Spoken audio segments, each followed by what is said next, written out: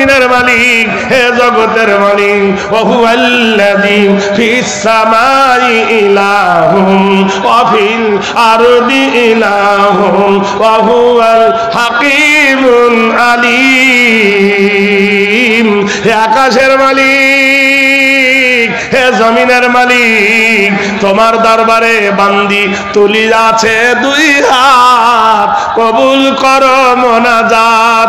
এ দুনিয়ায় যার কেহ নাই আল্লাহ তুমি আছো তার। তুমি ইব্রাহিমকে আগুনেতে ফেলিয়া দিলে, আবার ফুলের বাগান করে তুলিয়া নিলে। তুমি ফেরাউনকে ডুবাইলে নীল দরিয়ায়, মুসা নবী বেঁচে গেল তোমার লীলা।